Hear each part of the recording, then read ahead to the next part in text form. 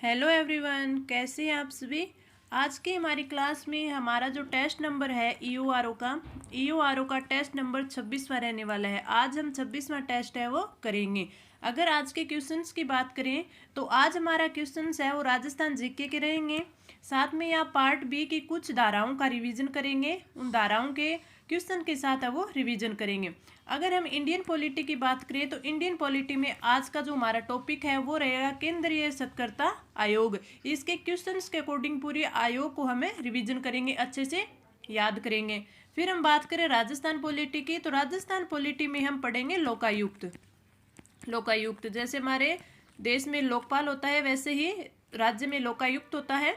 तो उस पे हम आज है वो क्वेश्चंस के अकॉर्डिंग ही इसका अच्छे से रिवीजन करेंगे। तो ये आज के हमारे टेस्ट में टॉपिक रहेंगे। तो आज की क्लास आपके लिए काफ़ी इंपॉर्टेंट रहेगी। आप क्लास को शुरू से लेकर लास्ट तक देखें और साथ में अपने खुद से क्वेश्चन भी करें कि आपको कितने क्वेश्चंस हैं वो राइट आते हैं, और कमेंट करके बताएं भी। तो चलिए आज का टेस्ट है वो स्टार्ट करते हैं। आज का हमारा फर्स्ट क्वेश्चन है कि संथानम समिति की सिफारिश पर सरकार द्वारा केंद्रीय सतर्कता आयोग की स्थापना कब हुई। अब इसमें एक क्वेश्चन तो ये बन गया कि जो केंद्रीय सतर्कता आयोग है ये किसकी सिफारिश पर इसका स्थापना हुई, तो संथानम समिति की सिफारिश पर हुई। तो इसमें अगर राइट आंसर देखें 1962 में हुई, 1963 में हुई, 1964 में हुई और 1966 में हुई। तो आपका राइट आंसर हो जाएगा ऑप्शन सी, 11 फरवरी 1964 को है वो केंद्रीय सतर्कता आयोग की स्थापना की गई और संथानम समिति की सिफारिश पर की गई। अगर आपसे पूछ ले कि संथानम समिति की जो समिति का गठन है वो कब किया गया, तो संथानम समिति का जो गठन है वो भारत सरकार द्वारा भ्रष्टाचार रोकने के लिए, यानी भ्रष्टाचार का निवारण करने के लिए संथानम समिति की स्थापना है वो हुई थी 1962 में। तो आपको ये भी याद रखना है, संथानम समिति की स्थापना हुई थी 1962 में।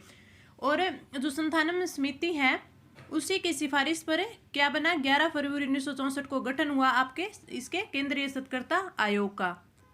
आप एक चीज और भी याद रख सकते हैं कि जो आपके संथानम समिति है इन्हीं की सिफारिश पर 1963 में सीबीआई की स्थापना हुई थी। केंद्रीय अन्वेषण ब्यूरो सीबीआई की स्थापना 1963 में हुई थी और आपके केंद्रीय सतर्कता आयोग की स्थापना 11 फरवरी 1964 में हुई थी। ठीक है। और आपके ये भी पूछा जा सकता है कि जो आपका ये केंद्रीय सतर्कता आयोग है ये कौन सा आयोग है, यानी ये सांविधिक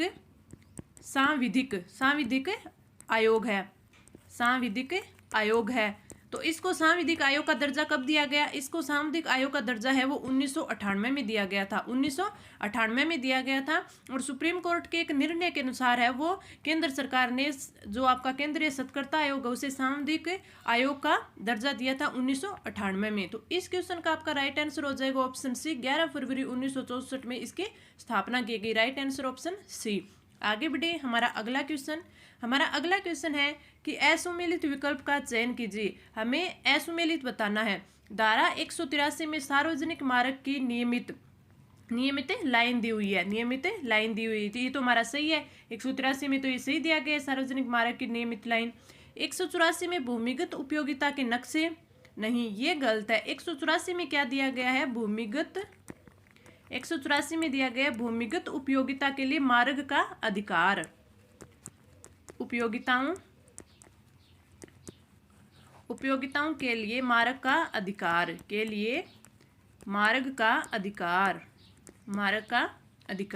तो फिर 184 में फिर क्या दिया गया है, तो 184 में दिया गया है आपका ये दे दिया गया भूमिगत उपयोगिताओं के लिए मार्ग का अधिकार। अब देखिए कि भूमिगत उपयोगिता के नक्शे हैं ये किस में दिया गया है, तो ये आपकी धारा 185 में दिया हुआ है। 185 में भूमिगत उपयोगिता के जो नक्शे हैं उन्हें दिया गया है और 184 में मार्गों का अधिकार दिया गया है। 193 में भवनों की सतह बिल्कुल सही है और 190 में फुटपाथों का अनिवार्य उपबंध दिया गया है।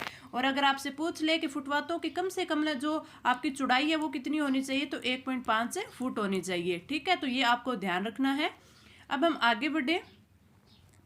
एक चीज और आप ध्यान रख सकते हैं कि जो फुटपाथों का अनिवार्य उपबंध है जिसमें बोला गया है कि 1.5 मीटर से कम है वो आपकी फुटपाथ की जो चौड़ाई है वो नहीं होनी चाहिए 1.5 मीटर से कम। तो ये आपको ये भी पूछ सकती हैं कि जो फुटपाथों की जो ये चौड़ाई का निर्धारण करती है वो कौन सी समिति करती है, तो वो करती है भवन अनुज्ञा संक्रमण समिति। भवन अनुज्ञा और संक्रम समिति, संक्रम समिति। और ये समितियां किस में दी गई है?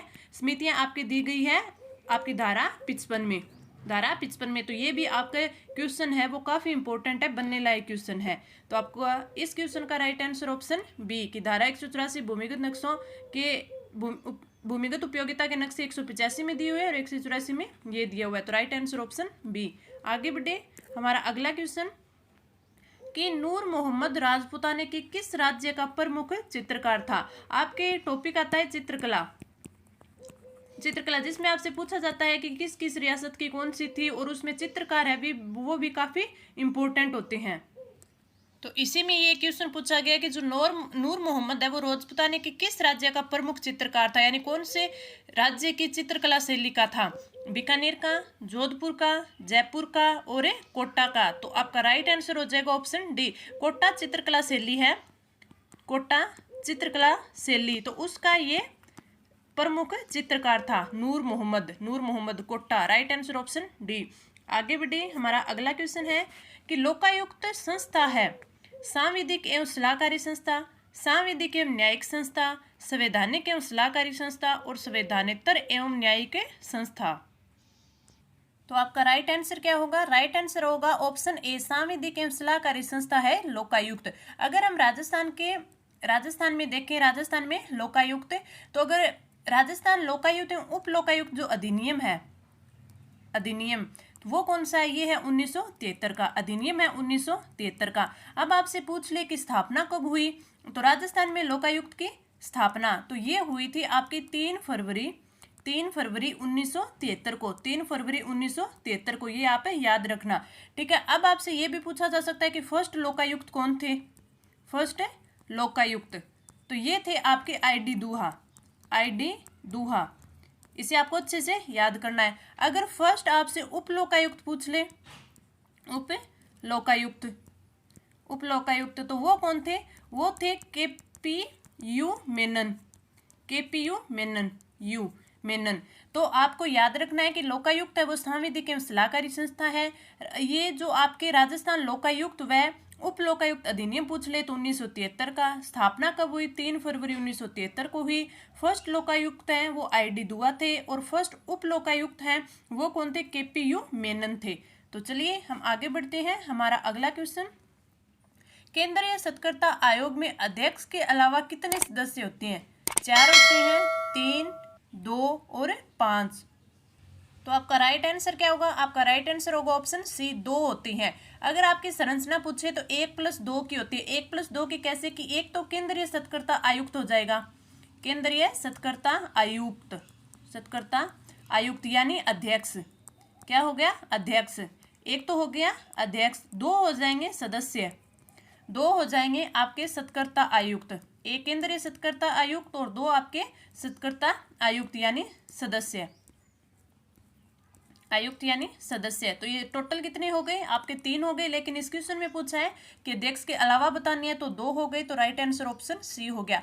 अब आपसे इसमें ये हमने पीछे पढ़ लिया कि इसकी स्थापना केंद्रीय आयुक्त की ये हुई थी 11 फरवरी 1964 में। एक चीज ये पढ़ ली। दूसरी ये कि अगर इसकी प्रकृति पूछ ले आपकी, जो केंद्रीय सत्कर्ता आयोग है इसकी प्रकृति क्या है, तो इसकी अगर प्रारंभिक प्रकृति पूछ ले कि प्रारंभ में क्या थी, तो प्रारंभ में तो ये थी कार्यकारी आयोग था, प्रारंभ में कार्यकारी आयोग था, कार्यकारी था। लेकिन मैंने आपको पिछले क्वेश्चन में बताया था कि 1998 में केंद्र सरकार ने और सुप्रीम कोर्ट के निर्णय के अनुसार केंद्र सरकार ने इसे सांविधिक आयोग बना दिया। यानी अगर वर्तमान की इसकी प्रकृति पूछे, वर्तमान की, तो वो कौन सी है? वो है सांविधिक और जो आपके सलाहकारी निकाय होता है वो इसकी प्रकृति है। तो इसमें आपको याद रखनी है कि इसमें अध्यक्ष और 2 सत्कर्ता आयुक्त होते हैं और इसकी स्थापना 11 फरवरी 1964 में हुई।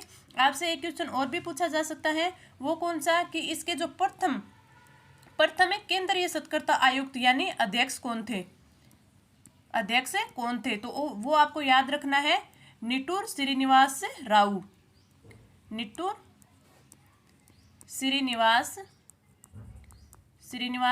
राव। तो ये आपको याद रखना है। और अगर वर्तमान का पूछ ले, वर्तमान के आपके केंद्रीय सत्कर्ता आयुक्त कौन था, तो वो है सुरेश एन पटेल। तो ये आपको अच्छे से याद रखना है, ठीक है।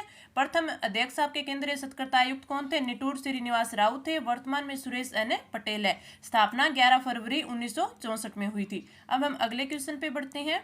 हमारा अगला क्वेश्चन है कि उत्सवों के दौरान मार्गों पर अस्थायी परिनिर्माण का उल्लेख है वो किस धारा में किया गया है? धारा 109 में, धारा 186 में, धारा 187 में और धारा 188 में। तो आपका राइट आंसर कौन सा हो जाएगा? ऑप्शन सी, धारा 187। धारा 187 में है वो उत्सवों के दौरान मार्गों पर अस्थायी परिनिर्माण का उल्लेख दिया गया है।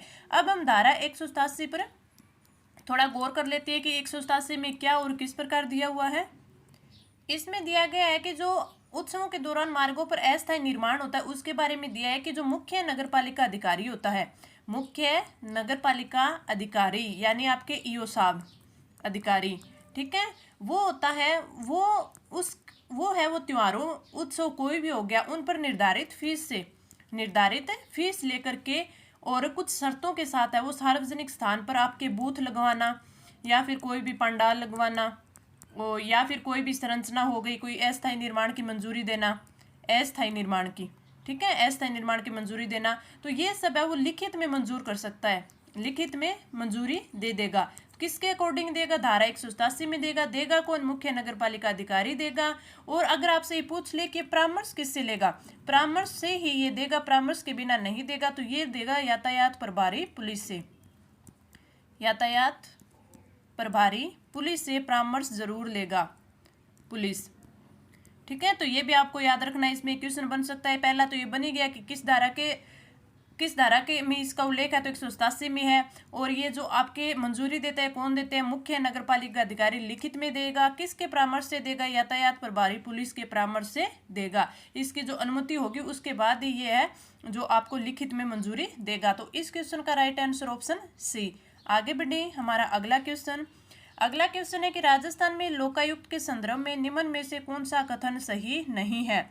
भ्रष्टाचार के मामलों की जांच करता है किंतु कुप्रशासन की नहीं करता।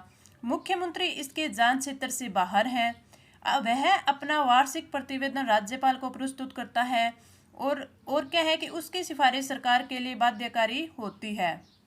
तो आपका राइट आंसर कौन सा हो जाएगा? ऑप्शन 4 हो जाएगा। उसकी सिफारिश सरकार के लिए बाध्यकारी नहीं होती, सरकार के लिए सलाहकारी होती है। ये हमने सबसे पहले क्वेश्चन में किया था कि जो लोकायुक्त है वो संवैधानिक और सलाहकारी संस्था है, तो बाध्यकारी नहीं होती, इसकी सलाहकारी होती है। और अगर इसके कार्यों की बात करें कि कौन कौन सा कार्य करता है, तो लोक सेवकों को विरुद्ध जनता की शिकायतों पर संज्ञान लेता है, भ्रष्टाचार के मामलों की जांच करता है, ठीक है। और इसमें कोई भी भ्रष्टाचार में पद का दुरुपयोग कर रहा है, कोई भी दुरुपयोग कर रहा है तो उसकी भी जांच करता है। वह अपना वार्षिक प्रतिवेदन राज्यपाल को तो सौंपता है। अब इसमें पूछा है कि मुख्यमंत्री इसके जांच क्षेत्र से बाहर आते हैं, तो इसमें कई बार क्वेश्चन ये पूछ लेता है कि निम्नलिखित में से बताइए कि नियुक्त किन पदों पर नियुक्त व्यक्तियों की जांच है वो नहीं कर सकता। तो उसमें आ जाएंगे मुख्यमंत्री यानी आपके सीएम साहब आ गए, आपके जो न्यायिक सेवा के सदस्य होते हैं, न्यायिक सेवा के सदस्य होते हैं वो आ जाएंगे। और इसमें कौन आ जाए? महाधिवक्ता आ जाएंगे, महाधिवक्ता। आपके आरपीएससी के सदस्य आ जाएंगे, आरपीएससी के सदस्य आ जाएंगे, आरपीएससी के अध्यक्ष और सदस्य सारे आ जाएंगे। उसके बाद सचिवालय के कर्मचारी आ जाएंगे, सचिवालय के कर्मचारी आ जाएंगे। और इसके साथ ही आपके सरपंच, वार्ड पंच और विधायक ये इसके जांच क्षेत्र में नहीं आते, विधायक, ठीक है। तो इतने इसके जांच क्षेत्र में नहीं आते, ये आपको याद रखना है। आपके सीएम, न्यायिक सेवा के अधिकारी, आपके महाधिवक्ता, आरपीएससी के अध्यक्ष और सदस्य, सचिवालय के कर्मचारी, सरपंच, वार्ड पंच और विधायक। और एक आपसे ये क्वेश्चन भी पूछा जा सकता है कि लोकायुक्त कितने साल से पुराने मामलों की जांच है वो नहीं कर सकता। तो आपको याद रखना है 5 साल से पुराना अगर कोई मामला है तो उसकी जांच लोकायुक्त नहीं कर सकता। तो इसका भी आपको थोड़ा ध्यान रखना है। इस क्वेश्चन की बात करें तो इसका राइट आंसर ऑप्शन 4 हो जाएगा। आगे बढ़े। हमारा अगला क्वेश्चन कि राजस्थान के एक गांव में एक दूसरे पर पत्थर मारकर होली मनाई जाती है। यह गांव जिस जिले में आता है वो है जोधपुर, डूंगरपुर, पाली और अलवर। तो इसमें आपका एक ऑप्शन है वो दिया नहीं हुआ है, आप इसमें ये कर लीजिए बाड़मेर। तो बाड़मेर की है वो पत्थर मार होली है वो प्रसिद्ध है, ठीक है। इसके साथ ही आपसे एक और क्वेश्चन भी पूछा जा सकता है कि लठमार होली है वो कहाँ की प्रसिद्ध है? तो वो श्री महावीर जी की प्रसिद्ध है, श्री महावीर जी, महावीर जी की है वो लठमार होली प्रसिद्ध है। पत्थरमार होली है वो बाड़मेर की प्रसिद्ध है। एक आपसे कोड़ामार होली भी पूछा जा सकता है। कोड़ामार होली वो कहाँ की प्रसिद्ध है, तो ये बिनाए की प्रसिद्ध है। कोड़ामार जो होली है वो कहाँ की है, बिनाए की प्रसिद्ध है। एक आपसे देवर भाभी की होली भी पूछा जा सकता है। देवर भाभी की होली तो ये आपके ब्यावर की प्रसिद्ध है, ब्यावर की। और आपसे ये भी पूछा जा सकता है कि ब्यावर में है वो किसकी सवारी निकाली जाती है, तो इसमें बादशाह की सवारी है वो भी निकाली जाती है। आपसे एक क्वेश्चन ये भी पूछा जा सकता है कि जो आपके होली पर है वो किसकी सवारी, किस देवता की, जो आपके देवता की सवारी निकाली जाती है। तो ये अगर आपसे पूछ ले तो ये इलोजी की होलिका के जो पति बोले जाते हैं उनकी इलोजी की है वो इस होली के अवसर पर है वो सवारी है वो निकाली जाती है। ठीक है, तो ये यहाँ पे याद रखिएगा। और एक आपसे ये कि जो आदिवासी मेवाड़ के आदिवासी होते हैं, मेवाड़ के आदिवासी है तो ये भगोरिया होली भी बनाते हैं, ये तो एक हम क्वेश्चन है। तो लठमार होली श्री महावीर जी की प्रसिद्ध है। कोड़ामार होली बिनाए की प्रसिद्ध है। देवर भाभी की होली है वो ब्यावर की प्रसिद्ध है। और इल्लू जी की सवारी है वो होली के अवसर पर निकाली जाती है। और पत्थरमार होली है वो आपकी बाड़मेर की। तो आपका राइट आंसर ऑप्शन है 2। आगे बढ़े, हमारा अगला क्वेश्चन है कि केंद्रीय सत्कर्ता आयोग की चयन समिति में इनमें से कौन नहीं होता। प्रधानमंत्री, गृह मंत्री, लोकसभा में विपक्ष का नेता और राष्ट्रपति। तो आपका राइट आंसर हो जाएगा ऑप्शन डी। अगर आपसे ये पूछ ले कि इनकी नियुक्ति है वो कौन करता है और किस प्रकार होती है, तो जो नियुक्ति है वो राष्ट्रपति करता है। और राष्ट्रपति है वो चयन समिति की सिफारिश पर करता है। चयन समिति की सिफारिश पर है वो इनकी नियुक्ति करता है। करता कौन है, राष्ट्रपति करता है। अब आपसे चयन समिति का अगर सदस्य पूछ ले तो उसमें आपके पीएम आते हैं, गृह मंत्री आते हैं, लोकसभा में विपक्ष का नेता आता है। 3 सदस्य आते हैं जो चयन समिति के होते हैं। और चयन समिति की सिफारिश पर ही इनकी नियुक्ति है वो राष्ट्रपति के द्वारा की जाती है। तो आपका राइट आंसर हो जाएगा ऑप्शन डी। और अगर शपथ की पूछ ले, शपथ कौन दिलवाता है, तो शपथ भी आपके राष्ट्रपति ही दिलवाते हैं। तो ये आपका राइट आंसर ऑप्शन डी हो जाएगा। आगे बढ़े, हमारा अगला क्वेश्चन, राज्य सरकार में निहित और नगरपालिका से गुजरने वाली सड़कों के मामले में अस्थायी अधिभोग की अनुज्ञा तथा अतिक्रमण का संबंध नियंत्रण किस में निहित होता है। जो अतिक्रमण का जो नियंत्रण करवाता है वो कौन करवाता है, नगरपालिका में, राज्य सरकार में रखरखाव के लिए, केंद्र सरकार में और जिला कलेक्टर में। तो आपका राइट आंसर हो जाएगा ऑप्शन ए, नगरपालिका में होता है। Right answer option A. आगे बढ़े, हमारा अगला क्वेश्चन कि मंडावा क्यों प्रसिद्ध है। भित्ति चित्रों के कारण, मंदिरों के कारण, अभ्यारण्य के कारण और झील के कारण। तो आपका राइट आंसर ऑप्शन ए, भित्ति चित्रण के कारण प्रसिद्ध है। आपको कमेंट करके बताना है कि मंडावा वह किस जिले में पड़ता है। तो राइट आंसर ऑप्शन ए। आगे बढ़े, हमारा अगला क्वेश्चन कि राजस्थान में लोकायुक्त की जांच के दायरे में आते हैं। अभी मैंने आपको बताया था कि कौन कौन नहीं आते, अब इसमें यह बताना है हमें कि कौन कौन आते हैं। मंत्री आते हैं, सचिव आते हैं, स्वायत्त शासन संस्थानों के अध्यक्ष आते हैं और राज्यपाल आते हैं। तो इसमें आपके कौन कौन से होंगे, एक तो आपके मंत्री आ जाएंगे और दूसरा आपका सचिव, यानी अगर विधानसभा सचिवालय के अलावा इस जो विधानसभा सचिवालय उसके होते हैं उसके कोई भी सदस्य हो वो इसके दायरे में नहीं आता, लेकिन सचिव होगा।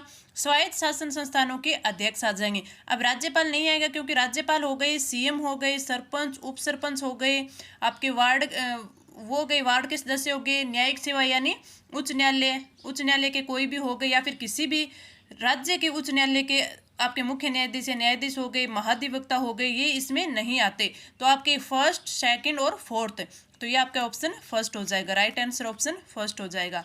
आगे बढ़े, हमारा अगला क्वेश्चन, केंद्रीय सत्कर्ता आयोग के वेतन एवं भत्ते किन के समान होते हैं।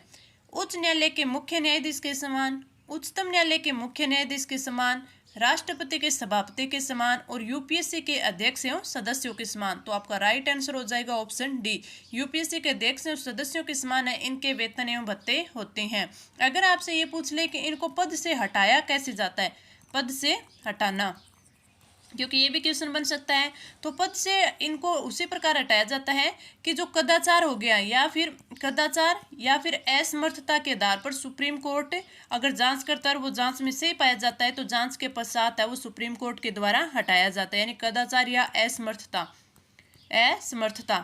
इनके आधार पर इनको हटाया जाता है। तो पद से हटाना हो गया सुप्रीम कोर्ट की जांच के बाद। वेतन एवं भत्ते हैं वो यूपीएससी के अध्यक्ष के समान होते हैं। शपथ और नियुक्ति मैंने आपको बताया था दोनों राष्ट्रपति करता है। शपथ है वो राष्ट्रपति दिलाता है, नियुक्ति है वो चयन समिति की सिफारिश पर राष्ट्रपति करता है। तो इस क्वेश्चन का राइट आंसर ऑप्शन डी। आगे बढ़े, हमारा अगला क्वेश्चन कि भूमिगत उपयोगिता के लिए नक्शे तैयार करना किसका काम है? नगरपालिका अध्यक्ष का, मुख्य नगरपालिका अधिकारी का, जिला कलेक्टर का और उपाध्यक्ष का।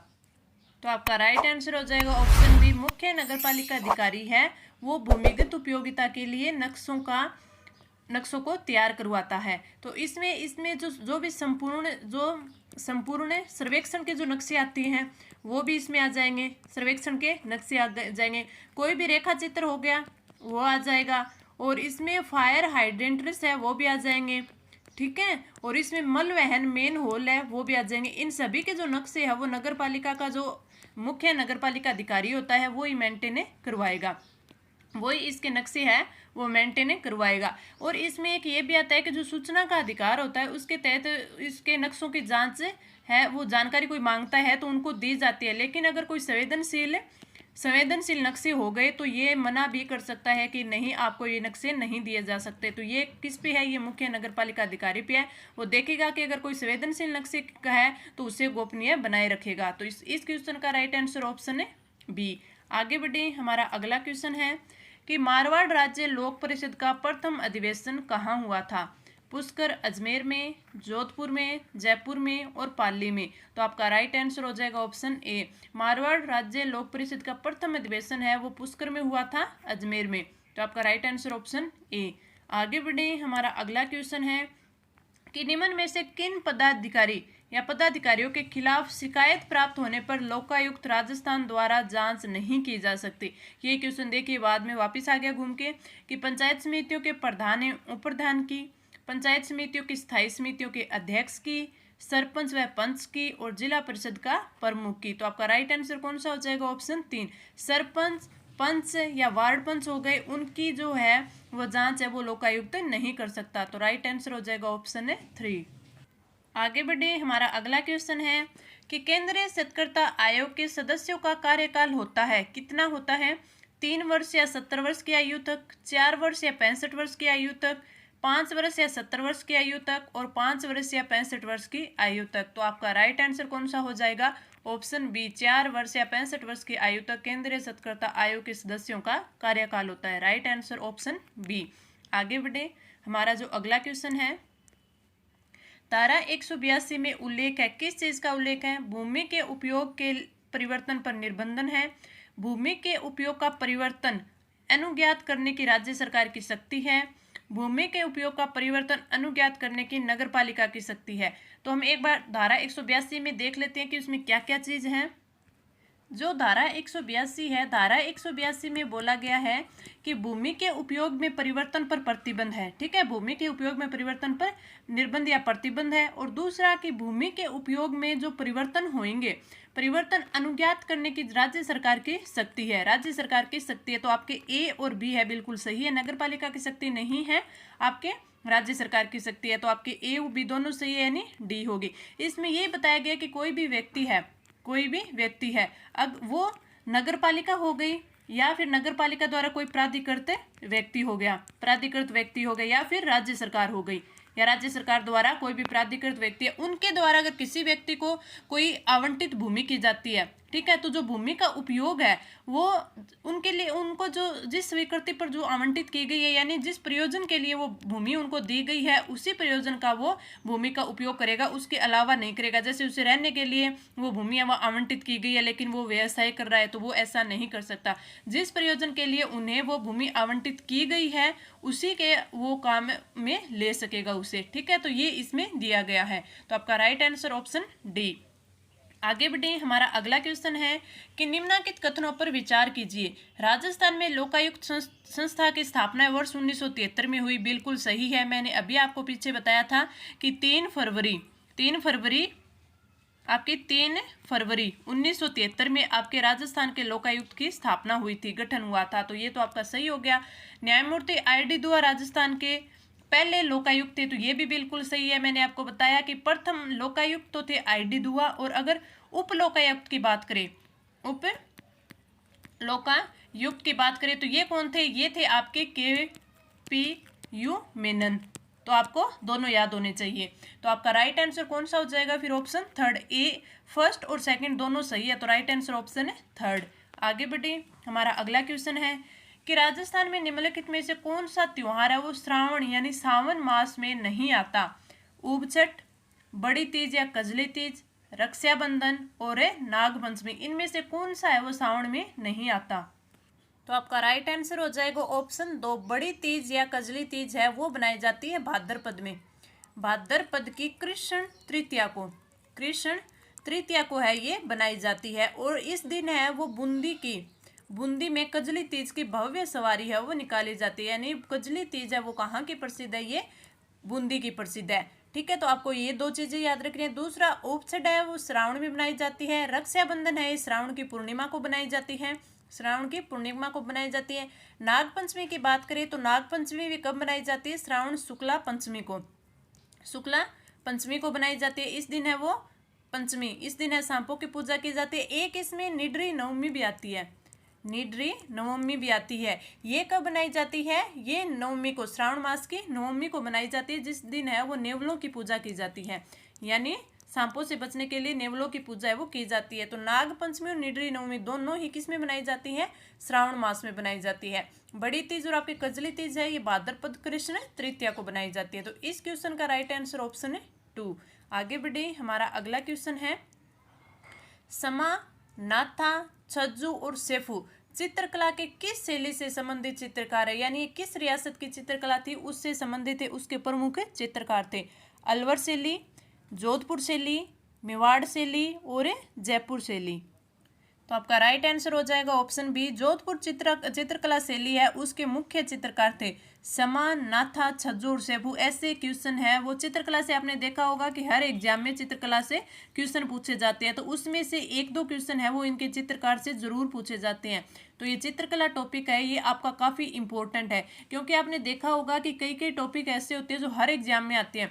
जैसे चित्रकला हो गया, आपके प्रजामंडल हो गए, प्रजामंडल हो गए, आपका एकीकरण हो गया, एकीकरण हो गया। तो इस प्रकार के जो क्वेश्चन होते हैं उनमें हर एग्जाम में इनसे क्वेश्चन है वो पूछा जाता है। तो आपको ये जो टॉपिक होते हैं अच्छे से तैयार करने होते हैं। इस क्वेश्चन का राइट आंसर हो जाएगा ऑप्शन बी। आगे बढ़े, हमारा अगला क्वेश्चन है कि राजस्थान में लोकायुक्त का कार्यकाल है वो कितना होता है? 5 वर्ष या 65 वर्ष की आयु, 5 या 66 वर्ष की आयु, 5 या 60 वर्ष की आयु और 5 और 62 वर्ष की आयु। तो आपका राइट आंसर कौन सा हो जाएगा? 5 या 65 वर्ष की आयु। Right answer option A. अब लोकायुक्त के बारे में एक दो क्वेश्चन मैं आपको और बताती हूँ आपसे। इनका जो कार्यकाल है वो कितना है? 5 वर्ष या 65 वर्ष की आयु है। लेकिन ये पहले क्या था? ये पहले 8 वर्ष था। कितना था? पहले 8 वर्ष था, लेकिन अब कितना घटाकर 5 वर्ष कर दिया गया है। अरे 2019 में किया गया था संशोधन के द्वारा। ठीक है, अगर ये पूछ ले कि ये अपना जो पद त्याग है वो करते हैं तो ये त्याग पत्र किसको देते हैं? तो ये त्याग पत्र देते हैं राज्यपाल महोदय को, राज्यपाल को देते हैं। त्याग पत्र है वो राज्यपाल को देते हैं। कार्यकाल 5 या 65 वर्ष की आयु हो गया। अगर इनकी योग्यता पूछ ले तो हाईकोर्ट के जो सीजे होते हैं, हाईकोर्ट के जो सीजे होते हैं या सुप्रीम कोर्ट के जो न्यायाधीश होते हैं या सुप्रीम कोर्ट के न्यायाधीश होते हैं, उनके जो बराबर की इनकी योग्यता होती है। ठीक है, तो ये आपको ध्यान रखना है। दूसरा कि इनकी नियुक्ति, तो आपकी इनकी नियुक्ति है वो वही बात की नियुक्ति इनकी चयन समिति के आधार पे होगी। तो वो किसकी होगी? तो इनकी नियुक्ति है वो राज्यपाल करेगा। जो आपके देश में लोकपाल होता है, लोकपाल होता है उसी के सेम ये अपने राज्य में होता है। तो जिस प्रकार लोकपाल की नियुक्ति है वो राष्ट्रपति करता है, तो इसकी नियुक्ति है वो राज्यपाल करेगा, राज्यपाल करेगा। नियुक्ति भी राज्यपाल करेगा चयन समिति के आधार पर, और त्यागपत्र भी राज्यपाल को दिया जाएगा। अब इनसे पूछ ले कि जो चयन समिति होती है इसमें कौन कौन सदस्य होते हैं? तो इसमें सीएम हो जाएगा, आपका हाईकोर्ट का जो आपका सीजे हो जाएगा, और विपक्ष के नेता हो जाएंगे, विपक्ष के नेता हो जाएंगे, विपक्ष के नेता हो जाएंगे। वही जो उसमें थी 3 सदस्यों की समिति थी, वो भी 3 सदस्यों की समिति है, इसमें याद रखना है। अगर आपसे पूछ ले कि अब तक राजस्थान में कितने लोकायुक्त हो चुके हैं, तो अब तक 13 लोकायुक्त हो चुके हैं। जो हमारे 13वें लोकायुक्त यानी वर्तमान वाले हैं वो कौन है?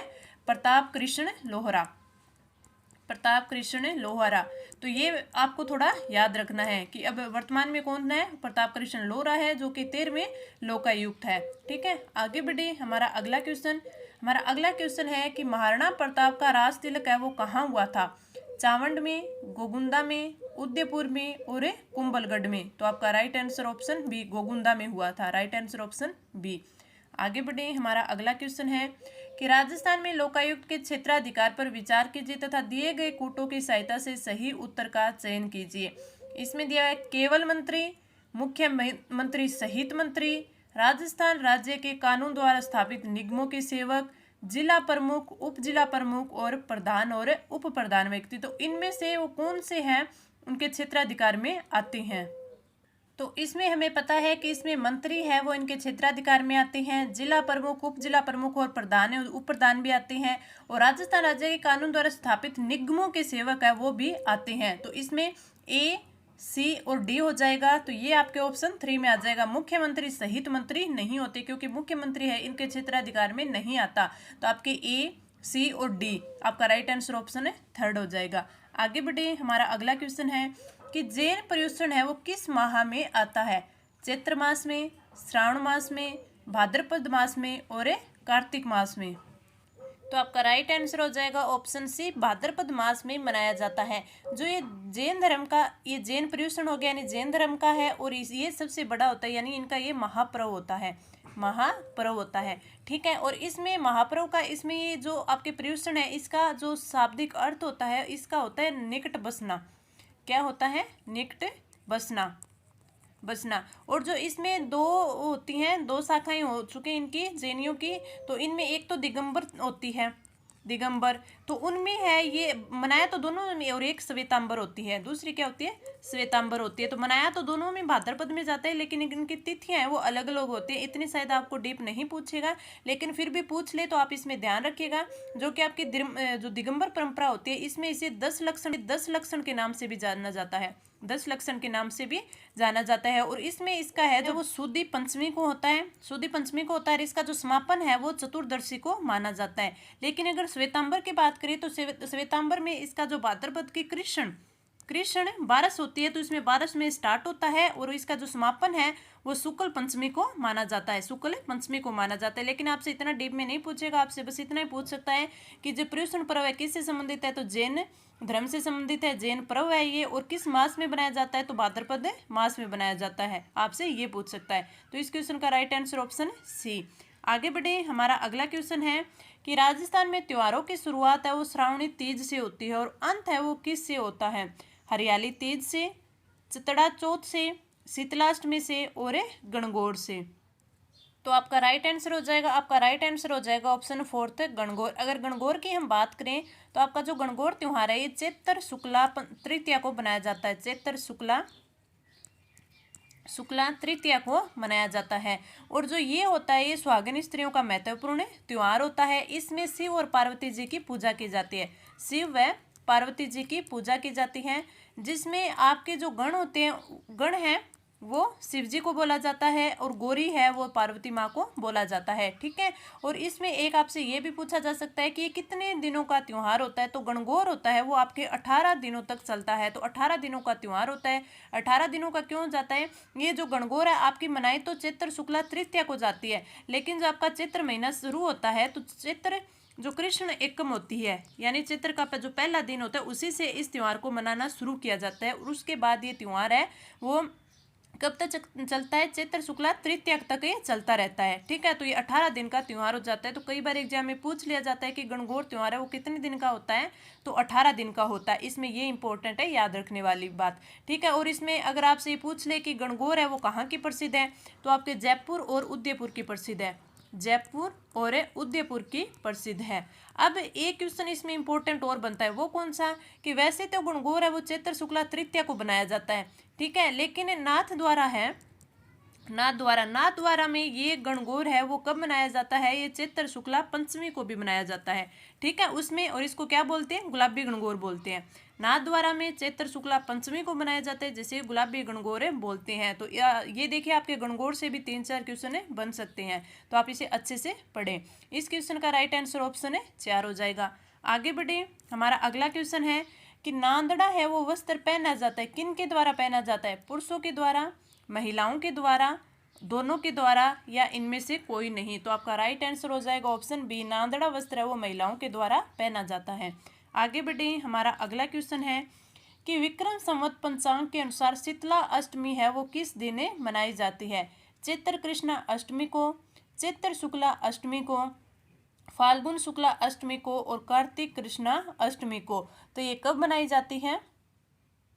तो आपका राइट आंसर हो जाएगा ऑप्शन ए, चैत्र कृष्ण अष्टमी है इसी दिन है वो शीतला अष्टमी बनाई जाती है। इस दिन है वो शीतला माता की पूजा की जाती है, शीतला माता की पूजा की जाती है। और ये त्योहार है वो बासीड़ा के नाम से भी जाना जाता है, बासीड़ा के नाम से भी जाना जाता है, जिसमें है वो सप्तमी को है वो भोजन बना के रख दिया जाता है और अष्टमी को है शीतला माता को इसका भोग लगा कर फिर पूरे दिन अष्टमी को है वो बासी भोजन किया जाता है, यानी गर्म भोजन है इस दिन नहीं किया जाता। तो इस त्योहार को बासीड़ा भी बोला जाता है। अगर ये बोले तो जो शीतला माता है इन्हें बच्चों की देवी भी बोला जाता है, क्योंकि जब वो बच्चों के चेचक निकलते हैं तो इनकी पूजा की जाती है। तो चेचक देवी या बच्चों की जो माँ है वो किसे बोला जाता है? शीतला अष्टमी को भी बोला जाता है। इस दिन ठंडा भोजन किया जाता है। और अगर अष्टमी की बात करें, शीतला अष्टमी की बात करें तो आपके चाकसू में आपके ये जो चैत्र कृष्ण अष्टमी है इस दिन माता का विशाल मेला भरता है चाकसू में, ठीक है। तो ये भी आपको याद रखना है कि विशाल है वो मेला भरता है चाकसू में चैत्र कृष्ण अष्टमी को, ठीक है। एक त्योहार और भी आता है इसमें जो मारवाड़ क्षेत्र का प्रसिद्ध त्योहार है, मारवाड़ क्षेत्र का वो कौन सा आता है? गुड़ला त्योहार होता है, वो भी चैत्र कृष्ण अष्टमी को मनाया जाता है मारवाड़ का, ठीक है। और इसमें चाकसू में विशाल मेला कहाँ बढ़ता है? चाकसू में बढ़ता है शीतला अष्टमी के दिन। तो इस क्वेश्चन का राइट आंसर ऑप्शन ए। आगे बढ़े, हमारा अगला क्वेश्चन है हाल ही में मार्च 2023 में G20 sustainable finance working group की बैठक है वो कहाँ आयोजित की गई? बीकानेर, जोधपुर, जयपुर और उदयपुर। तो आपका राइट आंसर हो जाएगा option D, G20 sustainable finance working group की जो बैठक है वो उदयपुर में आयोजित की गई थी। तो राइट आंसर ऑप्शन है बी। आगे बढ़े, हमारा अगला क्वेश्चन है कि विक्रम संवत के अनुसार एक वर्ष में आने वाले निम्नलिखित त्योहारों को प्रारंभ से अंत तक, यानी क्रम से हमें बताना है कि पहले ये आता है फिर ये आता है फिर ये आता है। तो सबसे पहले कौन सा आता है? तो हम पहले इन चारों को देख लेते हैं कि कब कब मनाए जाते हैं। अगर हम गणेश चतुर्थी की बात करें तो गणेश चतुर्थी है वो आपकी भाद्रपद में आती है, भाद्रपद में आती है। और भाद्रपद में क्या आती है? शुक्ल चतुर्थी को आती है, शुक्ल चतुर्थी को आती है शुक्ल में, ठीक है। तो ये तो हो गई। फिर दीपावली, अगर दीपावली की बात करें तो ये कार्तिक मास में आती है, कार्तिक अमावस्या को होती है, कार्तिक अमावस्या, ठीक है। और कृष्ण जन्माष्टमी की बात करें तो ये भी भाद्रपद में आती है, भाद्रपद में आती है, लेकिन ये कब आती है? कृष्ण अष्टमी को आती है। गणगौर की बात करें, हमने अभी पीछे बात की थी कि चैत्र माह के शुक्ल तृतीया को आती है। तो इसमें क्या हो गया कि सबसे पहले आगे भाद्रपद की कृष्ण अष्टमी, यानी पहले कृष्ण पक्ष आता है तो ये सबसे पहले आएगी कृष्ण जन्माष्टमी 1 नंबर। फिर गणेश चतुर्थी भाद्रपद के शुक्ल पक्ष में आती है तो ये 2 नंबर पर ये हो गई। फिर कार्तिक मास आता है तो आपकी दीपावली आ गई 3 नंबर। और फिर लास्ट में चैत्र शुक्ल आता है तो ये आपका आ गया 4 नंबर। तो ये आ गया। तो इस 1, 2, 3 और 4 जिस नीचे जो कूट दिया हुआ होगा तो उसमें देख लीजिएगा आपका ऑप्शन है वो कौन सा हो गया इस हिसाब से। तो ऐसे भी क्वेश्चन पूछे जाते हैं कि आपको 4 या 5 ऑप्शन ऊपर दे दिए जाते हैं, उसमें बोला जाता है कि इनको क्रम से बताइए कि पहले कौन आता है फिर उसके बाद कौन आता है। तो ये आपका आंसर हो जाएगा। आगे बढ़े, हमारा अगला क्वेश्चन है कि विवाह संबंधी एक रस्म है, कौन सी रस्म है? हड़ियो, हरकबनोली, हमचड़ी और हथसाल। तो आपका राइट आंसर ऑप्शन बी, हरकबनोली है वो विवाह से संबंधित एक रस्म है। तो राइट आंसर ऑप्शन बी। आगे बढ़े, हमारा नेक्स्ट और लास्ट क्वेश्चन कि हाल ही में जनवरी 2023 में चर्चा में रहा लग्जरी क्रूज MV गंगा विलास है वो किस कंपनी द्वारा बनाया गया? अंतारा लग्जरी रिवर क्रूज के द्वारा, रॉयल क्रूज बिल्डर के द्वारा, टाटा स्टार क्रूज के द्वारा और अडानी इंटरप्राइजेज स्टार क्रूज के द्वारा। तो आपका राइट आंसर ऑप्शन है ए, अंतारा लग्जरी रिवर क्रूज है उसके द्वारा आपका लग्जरी क्रूज MV गंगा विलास से बनाया गया। इसके नाम से भी आपको थोड़ा आइडिया हो जाएगा। तो राइट आंसर ऑप्शन ए। ये मैंने आपको इंपॉर्टेंट 32 क्वेश्चन है वो करवा दिए हैं। आपको क्लास कैसी लगी आप नीचे कमेंट करके ज़रूर बताएं। अच्छी लगी तो शेयर करें और अपने फ्रेंड्स को ये शेयर करें ताकि उनको भी ज़्यादा से ज़्यादा फ़ायदा मिल सके। और आपने अभी तक अगर चैनल सब्सक्राइब नहीं किया तो सब्सक्राइब कर ले। तो मिलते हैं अगली क्लास में।